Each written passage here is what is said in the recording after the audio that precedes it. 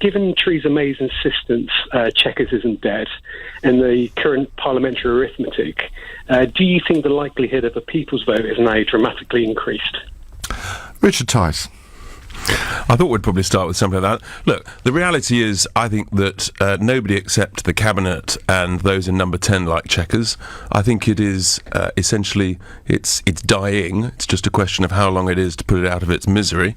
But that's completely unrelated to the issue of a people's vote and a second referendum. We've had a people's vote. We've actually had two of them. And the people, frankly, who are running the people's vote, let's be honest, it's the losers' vote. You know, they're just sore losers. We've had two votes. It was quite clear what the decision was, and we should leave. What do you make of the fact that Theresa May didn't actually mention the word Chequers in her speech? Well, she was probably quite sensible because, you know, at the end of the day, most people, and yeah, I hosted a fringe on Monday night with Jacob Rees-Mogg, the anger amongst the grassroots members of the Conservative Party about the Chequers proposal is, I think, much, much deeper than those in the Cabinet and number 10 realise. But do you think that that anger is reflective of the feelings in the country?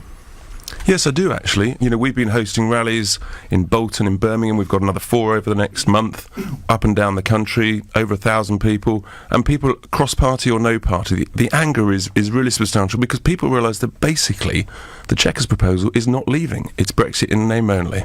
Andrew Gwynne, Labour's position on this is quite interesting. You came up with a position on a second referendum at your conference.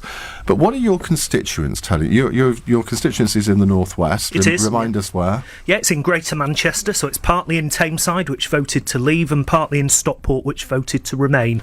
Oh dear, now that's a difficult one for you, isn't it? Most of my constituency, the overwhelming majority, 61%, across both the bits in Tameside and Stockport, voted to leave. I accept that. You know, at the end of the day, if you are not prepared to accept the answer, you don't put the question. We live in a democracy. My constituents voted to leave the European Union. That we are leaving the European Union, for me, is not in question. The means by how we leave the European Union is, and I want to make sure that we get and secure the best possible deal that secures environmental protections, workers' rights and jobs in this country. We've set out our 6 tests. We will judge the government on those 6 tests. But the government can't pass those 6 tests, can they? Because one of them is effectively staying in the single market, and you're saying that you want exactly the same benefits as the single market offers. Well, that's an impossible test to pass, isn't it? Well, what we've said is that we would want to have as close an access to the single market as it's possible to get. That is down to negotiations.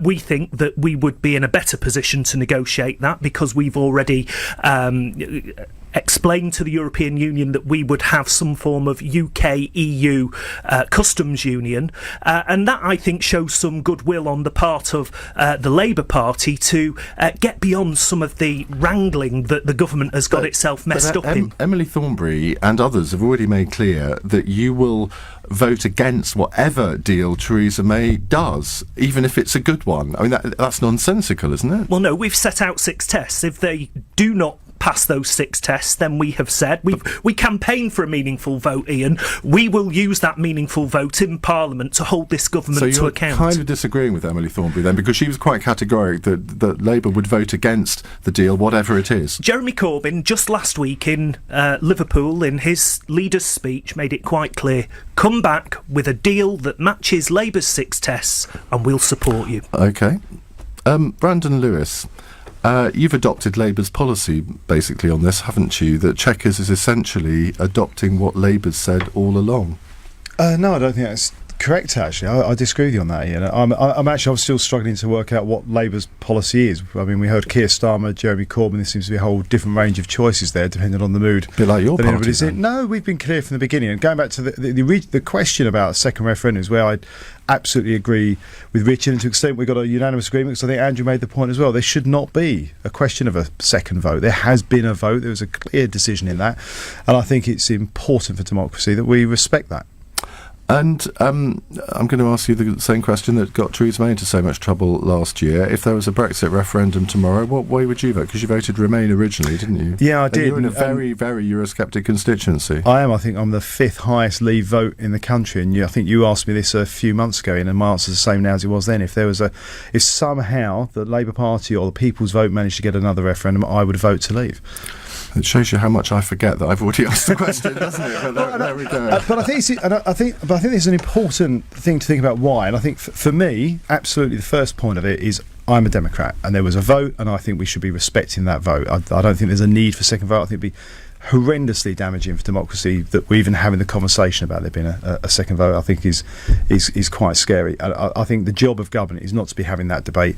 It's actually to be getting on with getting a deal that works, that delivers on the referendum. And yes, I would argue that Chequers does. And where I differ from Andrew quite dramatically is, I think that the point you made in your question to Andrew is absolutely right. I think you cannot say in 6 tests that one of them is to be in a single market or to have some form of customs union, because by definition a customs union would need to respect the 4 pillars of the European Union. That includes the end of keeping free movement. That is absolutely against what people voted for, and we cannot do that. We read on the front page of The Times, which is a newspaper of record, so it must be true. We read on, I think it was yesterday, that Theresa May is going to concede membership of the customs union.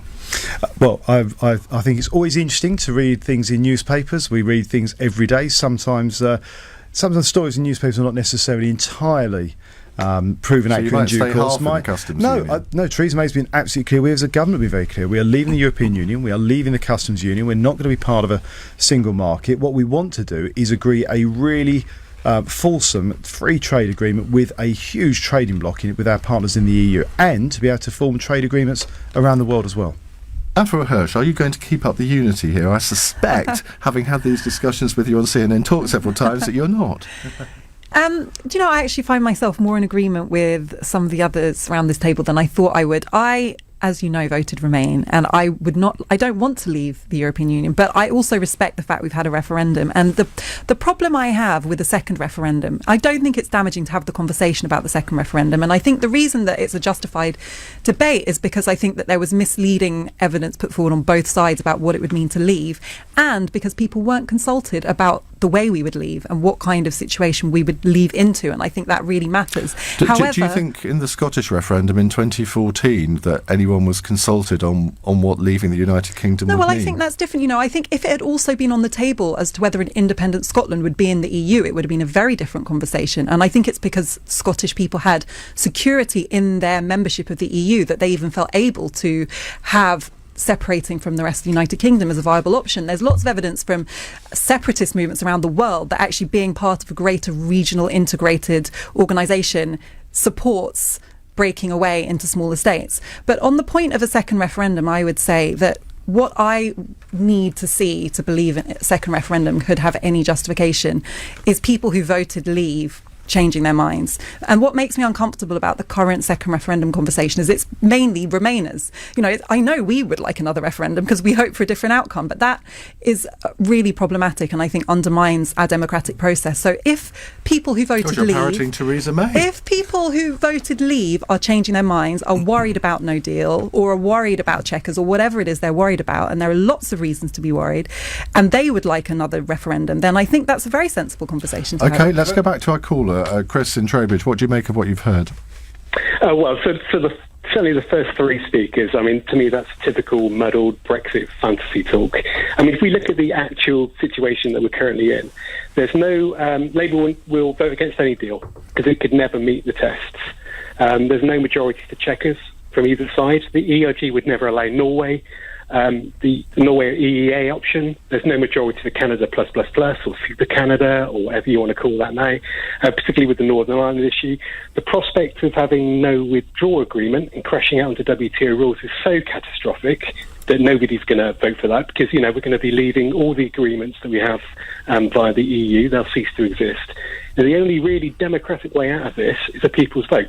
Putting it back to the people in a democratic referendum, because you can't destroy the country's economy based on a 2-year-old vote, especially because it's a result of a Tory Party spat.